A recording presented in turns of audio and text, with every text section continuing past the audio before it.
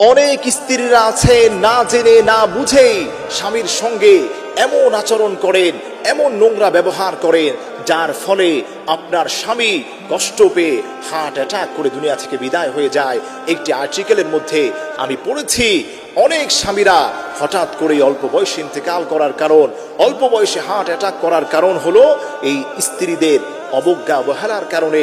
তারা অহেতুকভাবে স্বামীকে সন্দেহ করে এবং এমন কিছু নোংরা আচরণ করে, এর কারণে স্বামীরা দেখা যায় অতি দ্রুত দুনিয়া থেকে বিদায় হয়ে যায়, হার্ট অ্যাটাক করে, বিভিন্ন রোগ শোক বালা মুসিবত ওই স্বামীর মধ্যে দেখা দেয়। এজন্য প্রিয় বোন, আপনার কাছে আমি মিনতি করে বলি, খবরদার অহেতুক সন্দেহ করবেন না, খারাপ আচরণ স্বামীর সঙ্গে করবেন না।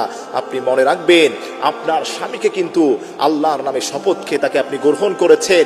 আপনার স্বামীর ইনকাম সোর্স কম হতে পারে, খবরদার তাকে আপনি ছোট চোখে দেখবেন না। মনে রাখবেন, সে যাই হোক না কেন, তিনি কিন্তু আপনার স্বামী, আর আপনার স্বামীকে আল্লাহ রাব্বুল আলামিন আপনার জন্যই সিলেকশন করেছেন। অতএব স্বামীর সঙ্গে সৌহার্দ্যপূর্ণ আচরণ করেন।